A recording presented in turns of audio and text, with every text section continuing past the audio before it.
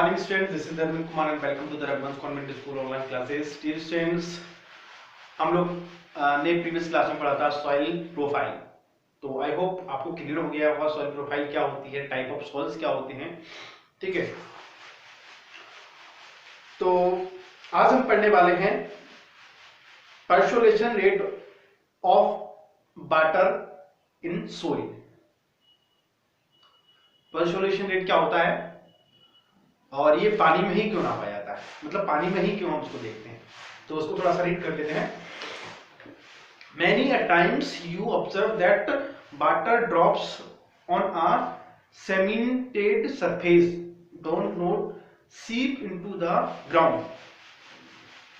On the other hand, water drop in flowers, pots, seep or Parcelated means a pass or filter through very small hole. मतलब पानी है वो कितने small hall से पास हो सकता है, उसकी जो रेट है उसको हम क्या बोलते हैं, पार्सुलेशन रेट बोलते हैं. ठीक है, इसके लिए एक फॉर्मूला है, percolation rate of water in soil. मतलब पानी में जो सोइल है उसमें वो किस तरह से पास हो सकता है, उसके लिए कैसे हम कैलकुलेट करते हैं. Take a PVC pipe of about 5 centimetre diameter and 20 centimetre long. एक पीवीसी पाइप होता है, पॉलीविनाइल क्लोराइड है ना, आपके घर में यूज आता है, बहुत सारे रखे होंगे आपके घर में. उसको 5 सेंटीमीटर डायमीटर होनी चाहिए उसकी, और 20 सेंटीमीटर लंबा होना चाहिए. Take a beaker calculated in ml. Select a site where you will like to conduct this test. कोई जगह देख लें, यहाँ पे एक आप कर सकते हैं. Now place the pipe 2 centimeter into ground and pour 200 ml of water using the breaker into it.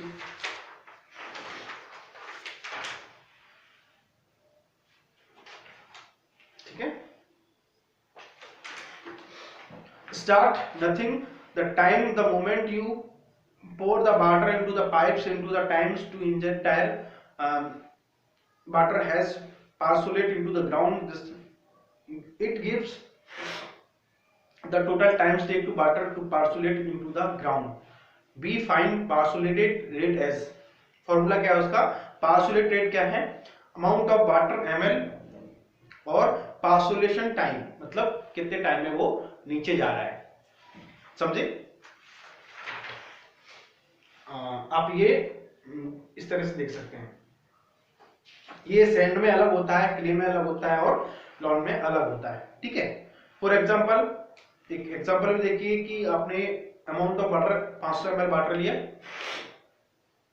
और वो 10 मिनट में पार्सुलेट हुआ. ठीक है, तो उसका जो टाइम जो पार्सुलेशन रेट है वो क्या हो जाएगी, 50 ml पर मिनट. ठीक है,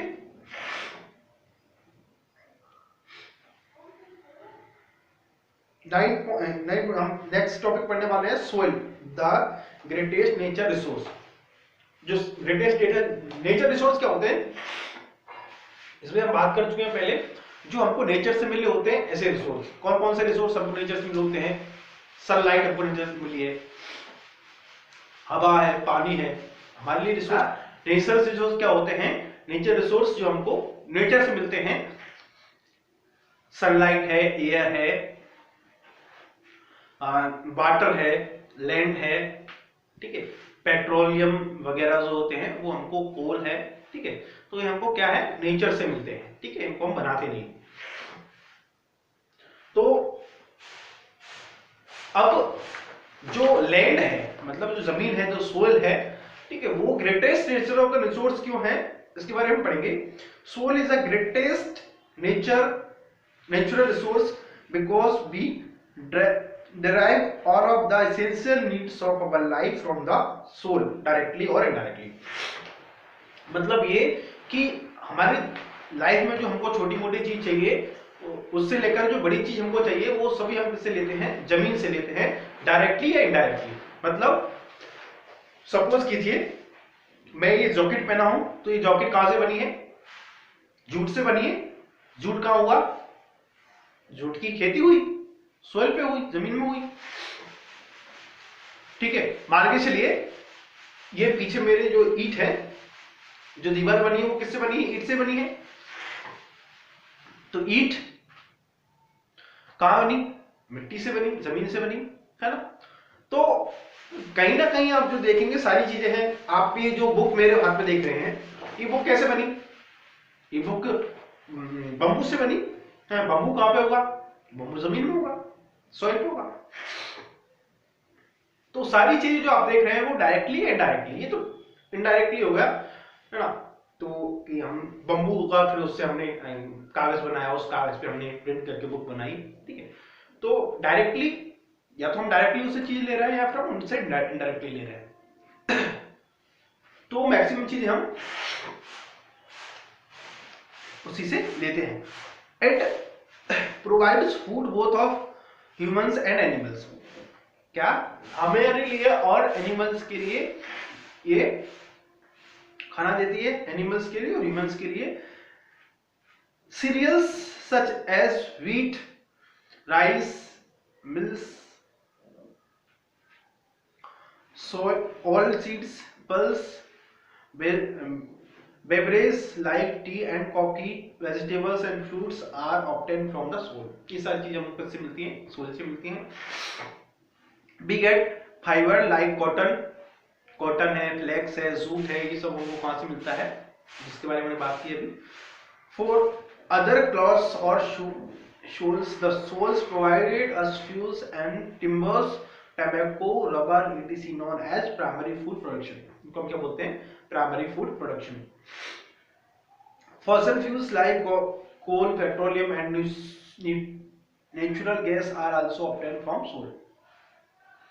जो डीजल है, पेट्रोल है, जो नेचुरल गैस आपके घर में एलपीजी सिलेंडर आता है, वो किससे कहां से निकलती है? वो सारी चीजें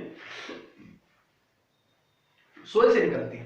These fuels are formed due to the pressure exerted by soil on lead and decaying plants and animals matter of thousands of layers। तो ये टाइम में लगता है थोड़ा सा, थाउजेंड ऑफ layers सारी चीज बनती है। This soil provides us food products, fiber, clothing, boots of fiber, produces and fuels etc। Therefore, it is a called the most important nature resources for the development of any country। मतलब ये कि किसी भी country को develop होने के लिए soul का एक बहुत इंपॉर्टेंट रोल होता है, ठीक है। सॉइल इरोजन क्या होता है? सॉइल इरोजन मतलब क्या होता है? the carrying away of soil from one place to another place by water, wind or is called a soil erosion। मतलब कि आपने देखा होगा कि पानी के साथ मिट्टी बहती है, हवा के साथ मिट्टी उड़ जाती है एक जगह से दूसरी जगह पे। तो इस प्रक्रिया में क्या बोला है? सॉइल इरोजन बोला है। Erosion is a natural process but peoples have quickened its pace। In other words, erosion is the gradual wearing down and carrying away from the earth materials। Unfortunately, man is ignoring the natural erosion available to him।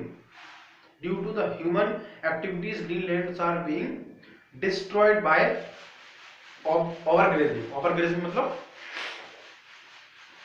जो लकड़ी हम ज्यादा काटते हैं ना, overgrazing मतलब ज्यादा कटाई। It is resulting into wear and sands which is exposed to air and water। जिससे क्या हो जाती है? जो मिट्टी है वो बंजर हो जाती है, सूख जाती है और फिर वो रेत बन जाती है और रेत पर वो हवा के साथ मिलके दूसरी जगह चली जाती है। तो इस तरह से सॉइल इरोजन बहुत हो रहा। यहाँ पे आप देखिए सॉइल इरोजन के जो रीजंस है वो आपको दिए हैं। ये आपको रीड करना है अपने से, क्या क्या रीजन है, और उसको ग्रुप में पोस्ट करना है, ठीक है, लिख कर। Soil conservation. सॉइल कंजर्वेशन क्या है? Afforestation, shelter beds, contour ploughing, terrace farming और प्रिवेंटिंग ग्रेजिंग। तो ये सारी चीजें आपको स्टडी करनी है और ग्रुप में शेयर करना है इनके नोट्स बनाकर, ठीक है। ये आपके लिए होमवर्क है। और कोई ऐसा लगता है आपको कि आपको क्लियर नहीं हो रहा है, समझ नहीं आ रहा है, तो उसके लिए मैं आपको एक अलग से वीडियो बना के ला दूंगा, ठीक है। लेकिन आपको करना है, पहले अपने से एफर्ट लगाना है, ठीक है। आज के लिए तक काफी है। होमवर्क आप जरूर करिए, मैं नोटिस कर रहा हूँ कौन होमवर्क कर रहा है कौन नहीं कर रहा है, ठीक है।